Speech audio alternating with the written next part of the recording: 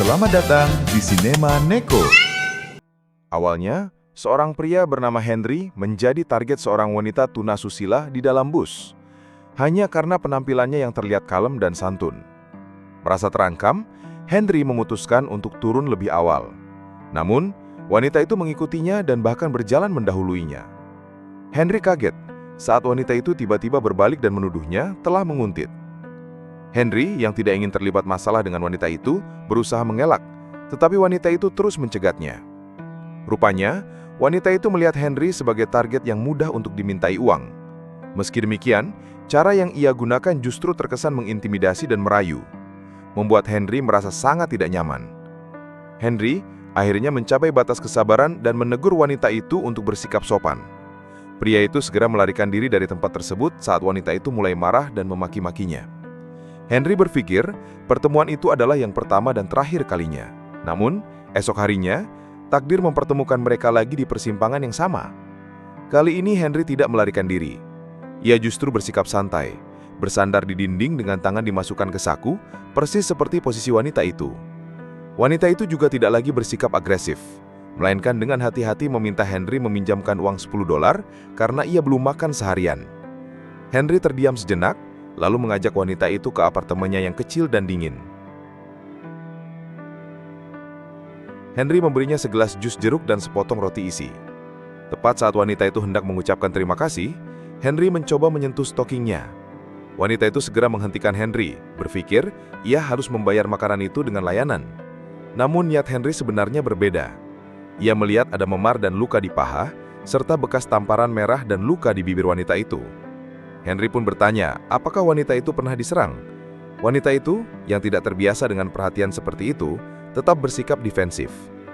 Henry kembali menegaskan agar wanita itu tidak menawarinya hal-hal seperti itu lagi. Ia lalu membawanya ke kamar mandi, membersihkan lukanya dengan lembut, dan memberinya handuk bersih untuk mandi. Sambil menunggu, Henry menyiapkan tempat tidur darurat di lantai. Saat wanita itu akhirnya berbaring di kasur, ia menyadari bahwa Henry tulus membantunya tanpa mengharapkan imbalan apapun. Henry, sang penolong. Pagi harinya, Henry pergi ke atap untuk sarapan agar tidak mengganggu tidur wanita itu. Setelah berpikir panjang, ia memutuskan untuk menampung wanita malang itu. Tanpa membangunkannya, Henry diam-diam meninggalkan rumah. Namun saat kembali, ia terkejut melihat wanita itu membawa pria tak dikenal ke apartemennya. Henry bisa menebak bahwa mereka sedang melakukan transaksi. Dengan marah, Henry memaksa pria itu membayar dan mengusirnya. Melihat Henry yang sangat marah, wanita itu mengira ia akan dipukuli. Namun Henry hanya merobek selembar kertas dan memintanya membersihkan noda di bibirnya, lalu menyuruhnya mengganti spray. Raut kekecewaan tampak jelas di wajah Henry. Wanita itu berlutut, memohon maaf, dan berjanji tidak akan mengulanginya, karena takut diusir dan kembali terlantar. Henry tidak mengusirnya. Ia hanya berkata, "Kamu boleh melakukan apapun yang kamu mau, tapi jangan di rumahku." Wanita itu merasa heran, karena seumur hidupnya belum pernah ada orang yang memaafkan kesalahannya tanpa marah, apalagi mengusirnya. Malam itu, Henry kembali membiarkannya tidur di kasur, sementara ia sendiri tidur di lantai. Merasa terharu dengan kebaikan Henry, wanita itu bertanya, "Mengapa kamu menangis di bus waktu itu?" Henry tidak menjawab.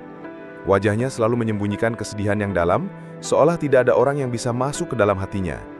Kesedihan Henry di bus malam itu sebenarnya berawal dari profesinya sebagai guru pengganti. Henry adalah guru pengganti yang tidak pernah bertahan lama di satu sekolah.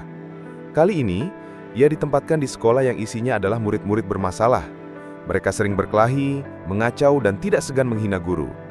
Di hari pertamanya, Henry nyaris dipukuli murid. Setelah memperkenalkan diri, Henry langsung menjelaskan peraturan kelas. Siapapun yang tidak ingin mengikuti pelajarannya dipersilakan keluar. Seorang murid pun langsung menghinanya.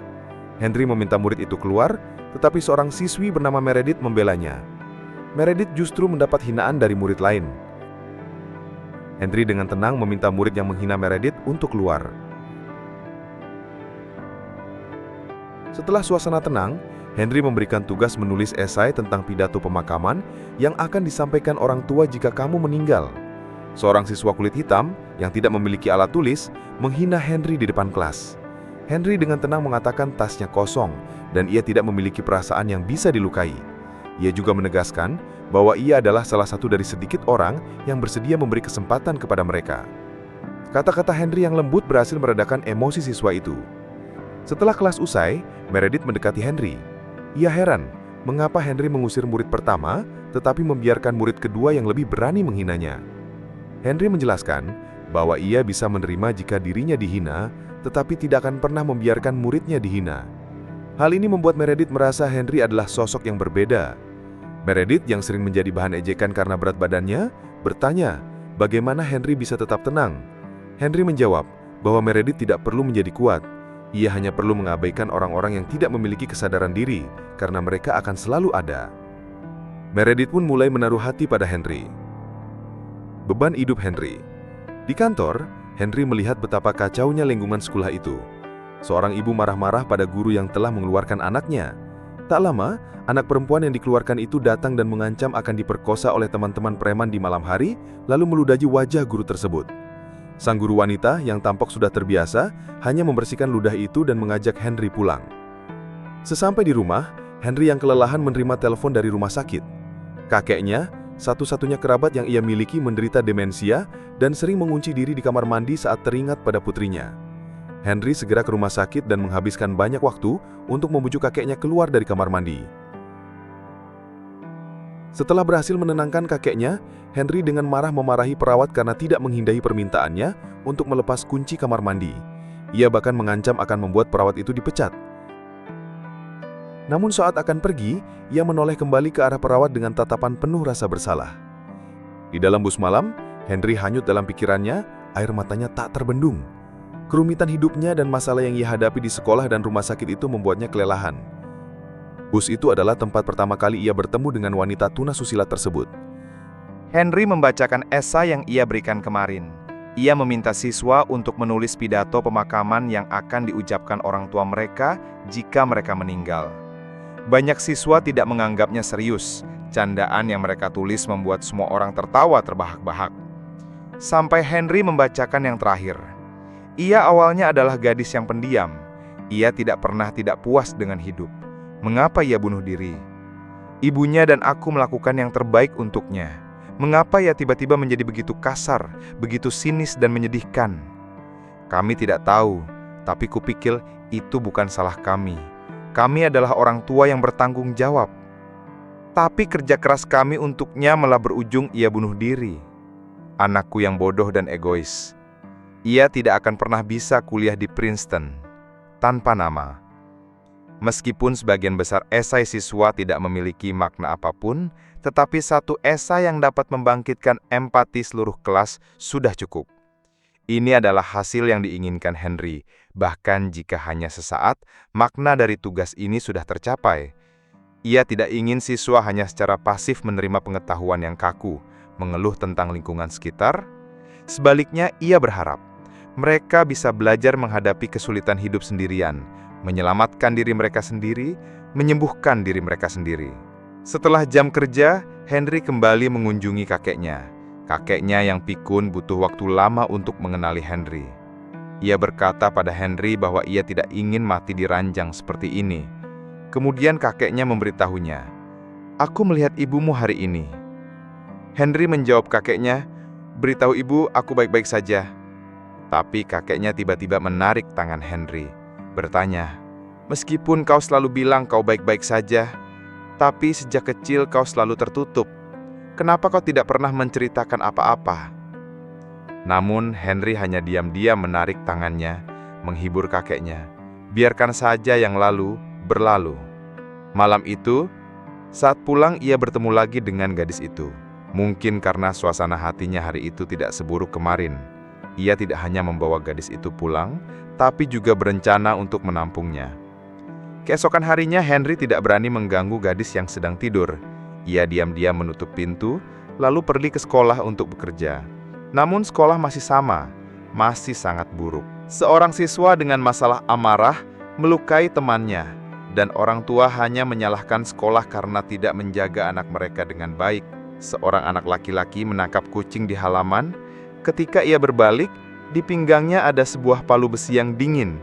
Kemudian ia memasukkan kucing itu ke dalam tas sekolahnya dan terus memukulnya dengan palu besi itu. Ketika Henry menemukan itu, semuanya sudah terlambat. Henry menyerahkannya kepada konselor sekolah. Guru itu memperingatkan orang tua. Ada penelitian ilmiah yang menunjukkan bahwa anak-anak yang suka menyakiti hewan saat masih kecil sangat mungkin akan tumbuh menjadi orang yang kehilangan emosi dasar manusia. Namun, orang tua tampaknya tidak peduli tentang hal itu. Henry bertanya pada anak laki-laki itu, "Apa yang kau rasakan saat itu?" Ia hanya mengatakan bahwa ia merasa terjebak, sama seperti kucing itu. Henry langsung teringat akan keluarga anak laki-laki itu. Mungkin anak laki-laki itu di rumah sama seperti kucing yang disiksa. Tapi Henry tidak bisa berbuat apa-apa tentang itu. Dengan perasaan yang begitu buruk, ia kembali ke rumah. Sejak membaca esai siswa, para siswa perlahan-lahan mulai menyukai kelas guru ini. Kelasnya tidak pernah ada hafalan. Juga tidak ada nilai yang tinggi atau rendah. Henry menggunakan cerita-cerita yang hidup untuk membimbing mereka belajar melihat dunia. Memberitahu mereka apa yang boleh dan tidak boleh dilakukan, serta bagaimana mengembangkan karakter mereka. Saat Henry mengajar, Meredith diam-diam menggambar potretnya. Di sebelahnya ada beberapa gambar hati yang lucu. Karena tubuhnya yang gemuk, ia sering diejek oleh teman-temannya. Sampai-sampai ia harus diam-diam makan di kamar mandi. Tentu saja ia takut dengan bau kamar mandi, tapi ia lebih takut pada ejekan dan cemoohan dari ayahnya. Meredith sangat suka fotografi. Ia sering memotret kehidupan sehari-hari teman-temannya. Selain itu, ia juga sangat suka menggambar. Tapi ayahnya tidak mendukung hobinya. Ia merasa bahwa gambar-gambar itu terlalu gelap dan pesimis. Tidak ada harganya sama sekali. Bahkan suasana hatinya juga rusak karena karya-karya ini. Tidak hanya itu, ia juga mengejek putrinya. Jika kau mencoba mengikat rambut dan menurunkan berat badan, mungkin kau bisa mendapatkan pacar yang baik. Meredith sejak lahir hanya bertemu satu pria yang lembut padanya, yaitu guru Henry yang baru ini. Tapi karena perbedaan status, ia hanya bisa diam-diam menggambar cintanya di atas kertas. Henry yang sopan dan ramah, memiliki daya tarik yang mematikan bagi lawan jenis. Bahkan guru terkantik di sekolah juga tidak bisa menolaknya. Ia secara proaktif mengajak Henry makan malam. Ia terus-menerus mencurahkan masalahnya pada Henry. Sementara Henry hanya mendengarkan dengan tenang. Tapi ketika ia berbicara tentang dirinya sendiri, Henry menjadi tidak jelas. Kenangan masa kecilnya terlintas di benaknya. Pada akhirnya, ia tetap tidak bisa mengatakannya. Tapi guru perempuan itu sangat senang. Saat berpisah, ia tidak bisa menahan diri untuk memberikan ciuman. Karena terlalu sedikit orang yang bersedia mendengarkan kesepiannya. Ketika Henry kembali ke rumah tengah malam, Ia menemukan Erika sedang duduk di sofa dengan marah. Awalnya ia sudah menyiapkan meja penuh makanan enak dan berencana untuk makan malam bersamanya. Ia menunggu selama beberapa jam dan semua makanan sudah dingin. Ketika ia mengetahui Henry makan malam dengan rekan kerja perempuan, Erika menjadi semakin tidak senang. Ia merasa Henry tidak pernah menganggapnya sebagai seorang wanita. Henry sekali lagi menegaskan prinsipnya. Kau hanyalah seorang anak kecil. Seharusnya kau tidak berharap apa-apa dariku. Kau boleh tinggal di sini, tapi cepat atau lambat kau harus pindah. Tapi ketika ia melihat makan malam romantis yang disiapkan Erika dengan hati-hati, hatinya melunak. Keesokan harinya, saat Henry masih tertidur, Erika berjalan melewati bantalnya. Ia dengan hati-hati bangun untuk menyiapkan sarapan. Sinar matahari yang sudah lama tidak terlihat menembus jendela dan jatuh di atas meja. Henry bangun dengan malas dan makan roti. Semuanya terlihat begitu alami dan biasa. Setelah makan, ia membawa Erika ke rumah sakit untuk tes darah HIV. Setelah meninggalkan rumah sakit, mereka pergi ke toko kelontong bersama. Mereka tertawa riang di toko. Saat keluar, mereka bersandar di pagar. Terlihat seperti sepasang kekasih. Lalu mereka juga bertukar hadiah. Erika menerima sebuah buku harian. Henry diberi sebuah cincin sederhana. Di dalam bus malam, Erika tidur bersandar di bahu Henry. Semuanya begitu hangat dan tenang. Begitulah, mereka menghabiskan akhir pekan yang menyenangkan. Kembali ke sekolah, tubuhnya terasa penuh dengan sinar matahari. Henry menemukan seorang guru laki-laki yang punya kebiasaan berpegangan pada pagar kawat. Melihat tingkah lakunya yang aneh, Henry berjalan mendekat untuk menyapa. Guru itu sangat terkejut. Ada seseorang yang menyadarinya. Karena dalam kehidupan normal, ia seperti udara. Baik saat mengajar dan berteriak kepada siswa, maupun saat pulang ke rumah dan menyapa istri serta keluarganya. Ia seperti orang transparan, tidak mendapatkan tanggapan apapun. Bahkan saat ia memeriksa tugas siswa, seringkali muncul tulisan besar, polisi pengintai. Jadi ketika Henry menyapanya, ia merasa sangat luar biasa. Ya Tuhan, begitu berat. Terima kasih, terima kasih. Kemudian ia mengambil tasnya dan pergi dengan cepat. Sekolah ini masih sangat buruk. Bahkan konselor sekolah pun sudah mengalami masalah psikologis. Menghadapi siswa yang tidak mau berusaha dan tidak peduli, membuatnya berada di ambang kehancuran. Bahkan ia mulai berteriak, "Pergi! Pergi saja! Pergi!" Hari itu, Henry datang ke rumah sakit untuk mengunjungi kakeknya seperti biasa. Tapi Erika sudah duduk di sana lebih dulu. Ia mengatakan bahwa dokter menelpon ke rumah, memberitahu bahwa kakeknya hampir tidak bisa bertahan. Erika tidak tahu di mana Henry bekerja, juga tidak bisa menemukannya. Jadi ia harus datang ke rumah sakit untuk menemani kakeknya sepanjang hari. Sekarang kakeknya sudah melewati masa kritis, tapi waktunya tidak banyak lagi. Saat mereka berbicara, kakeknya membuka matanya. Henry menemukan bahwa pikiran kakeknya sekarang lebih bingung. Ia terus-menerus memanggil nama putrinya, memintanya untuk memaafkannya. Karena bunuh diri putrinya adalah salahnya sendiri. Saat itu Henry hanya bisa menirukan nada bicara ibunya. Ia dengan lembut menenangkan kakeknya. Ini membuat kakeknya menjadi tenang.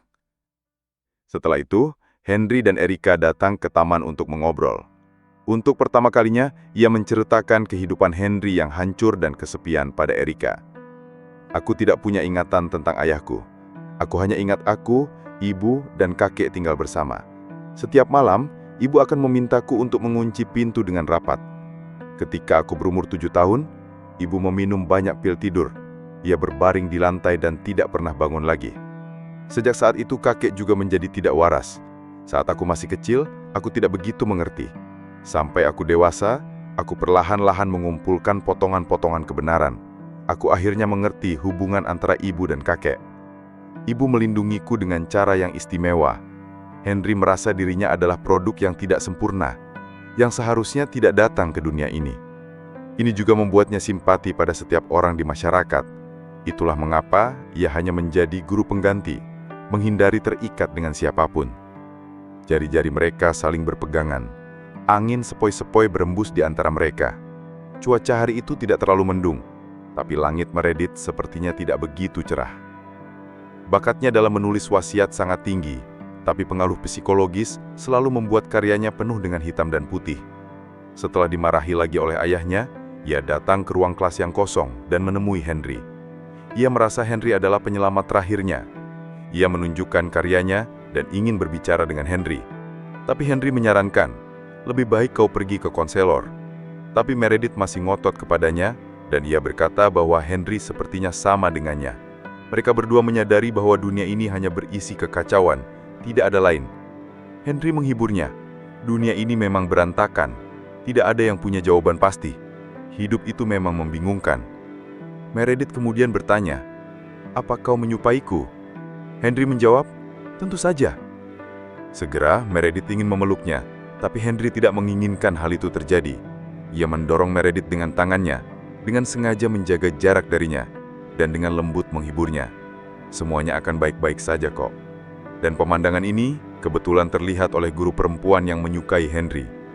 Meredith langsung menangis dan berlari keluar, tanpa menoleh ke belakang. Pemandangan ini membuat guru perempuan itu salah paham bahwa Henry adalah seorang pedofil. Meskipun ia berusaha menjelaskan, tidak ada gunanya, karena guru perempuan itu merasa bahwa apa yang ia lihat adalah kenyataan. Henry dengan marah menendang meja, berteriak, "Aku bukan pria oltuh yang sakit jiwa. Aku hanya ingin membantunya." Ia tidak bisa lagi menjelaskan, dan juga tidak ingin menjelaskan lagi. Setelah mengemasi barang-barangnya, ia langsung pergi. Henry meninggalkan sekolah. Ia kembali pergi ke rumah sakit. Ketika ia sampai di sana, ia menemukan hanya ada kotak di tempat tidur kakeknya. Ia diam mendengar apa yang diceritakan perawat. Sepertinya ia tidak mendengarkan dengan baik. Setelah dengan tenang mengemasi barang-barang di dalam kotak, Henry merasa sudah waktunya mengirim Erika pergi. Keesokan harinya, ia dengan sepenuh hati membuat sarapan untuk Erika. Erika juga sepertinya merasakan sesuatu. Henry menjelaskan, "Aku tidak bisa memberikan apa yang kau butuhkan, apalagi kau masih remaja." Erika sudah menganggap Henry sebagai satu-satunya keluarganya, tapi Henry berkata, "Aku tidak bisa menjadi keluargamu." Setelah mendengar itu, Erika menangis sedih, karena di hatinya, Henry adalah seorang pria sejati. Ia adalah segalanya. Ia adalah orang terbaik di dunia ini. Ia menangis dan memohon pada Henry untuk tidak mengusirnya. Tapi Henry pada saat itu tampak sedingin batu. Ia membiarkan Erika menangis dan berteriak, tapi ia tetap tidak bergerak. Tapi ekspresi wajahnya sangat menyalahkan diri sendiri dan tidak berdaya. Pada akhirnya Henry tetap pada keputusannya. Ia menutup pintu. Ruangan itu kembali menjadi miliknya sendiri, sunyi dan dingin. Tidak ada sinar matahari. Di sisi lain, karya-karya di kamar Meredith berserakan di lantai. Ia berbaring diam di atas karya hitam putih itu. Posisinya seperti dipaku di dalam sebuah sangkar. Semua foto Henry yang ia ambil, ia robek. Ia juga menutupi semua foto di dinding. Berbagai kata-kata kejam terus menyerang otaknya. Meredith benar-benar putus asa dengan dunia ini. Hari itu, sekolah mengadakan pertemuan orang tua, tapi tidak ada satupun orang tua yang datang. Bertahun-tahun yang lalu, situasinya tidak seperti ini.